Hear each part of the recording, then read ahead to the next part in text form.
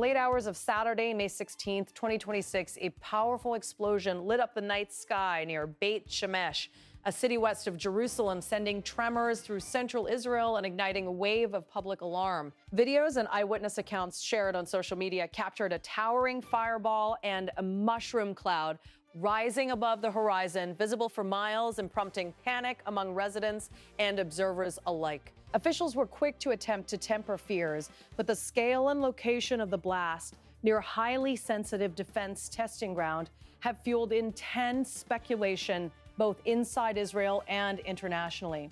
Residents in communities around Beit Shemesh reported hearing loud detonations that shook homes and rattled nerves. Many initially feared the worst, with speculation ranging from a hostile missile strike to a catastrophic malfunction or sabotage at a military site. Local emergency services were initially restricted from immediately entering the vicinity, further heightened public anxiety. In the hours that followed, the state-owned defense firm Tomer, which operates a testing facility in the area, issued a statement attempting to clarify the situation. According to that statement, the explosion was part of a planned internal operation. He said it was a pre-planned experiment that was carried out according to plan.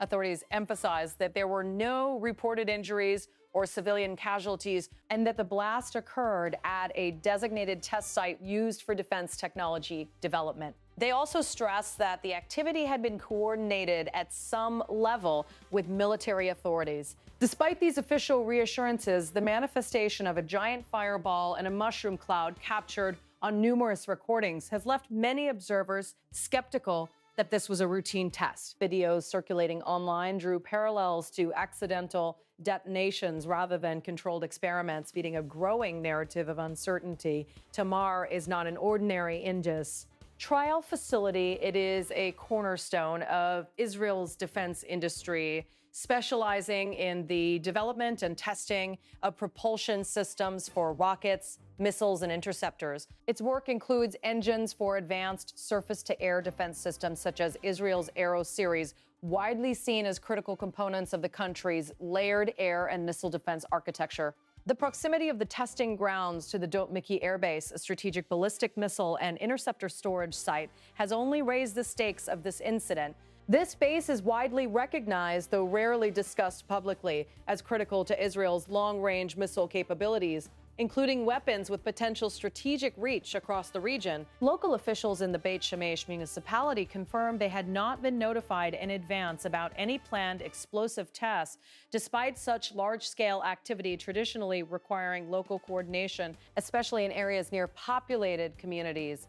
This lack gave warning has contributed to public skepticism. Furthermore, the timing, late at night on a Saturday, has puzzled observers, given that Saturday marks the end of the Jewish Sabbath, a period during which large industrial operations typically avoid heavy activity unless necessary for urgent reasons. Some defense journalists and military correspondents have described the official explanation as odd, noting that tests involving significant detonations of volatile materials are rarely conducted without explicit public alerts to mitigate alarm.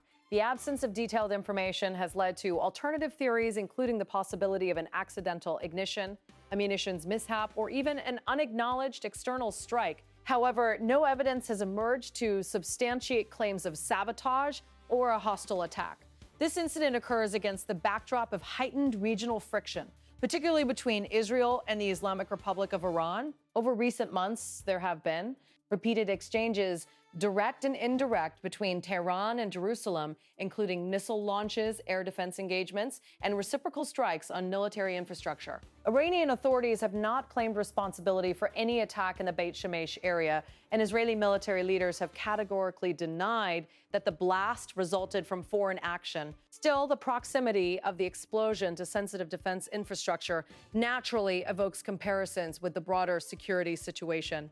In previous months, incidents involving missile misfires, intercepted projectiles near civilians, and strikes on weapon production sites have kept both government authorities and the public on high alert. Such dynamics make any unexplained loud blast nearly impossible to ignore, even when officials insist it is routine. Israeli defense officials have confirmed that an internal operational review has been launched to examine the circumstances around the explosion and to assess what less ons can be learned in terms of safety protocols and communication.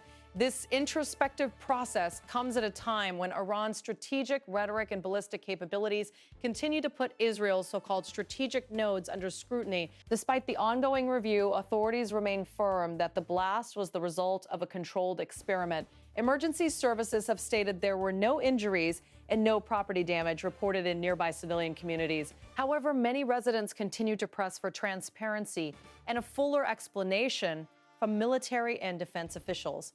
Israeli defense and national media outlets have provided widespread coverage of the blast, though details about exactly what was detonated, what systems were involved, and how closely the explosion aligns with scheduled testing remain sparse. Independent analysis of publicly available footage suggests the blast was significant, but such visual records cannot conclusively determine whether the cause was planned, detonation, or an unexpected malfunction.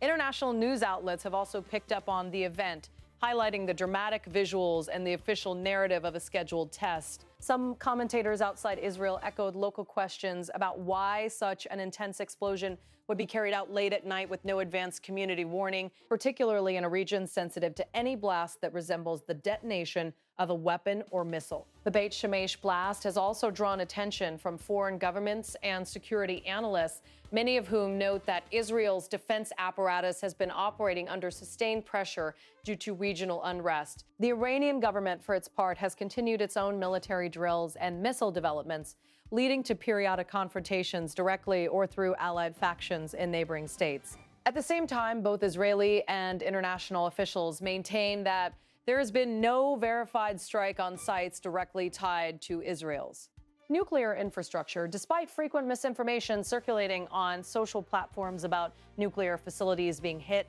a claim that independent fact-checkers have debunked in past tensions. Analysts say that events like the Beit Shemesh blast test authorities' ability to maintain public confidence in times of tension, while the official line remains that the explosion was a planned, controlled test. Citizens and defense watchers are calling for more robust communication strategies, including timely public warnings for any activity that could cause large detonations and visible effects. Officials have indicated that future operations of this nature will include improved coordination to avoid unnecessary public alarm. The internal review currently underway is expected to address these procedural concerns and provide guidance on how similar occurrences should be managed going forward.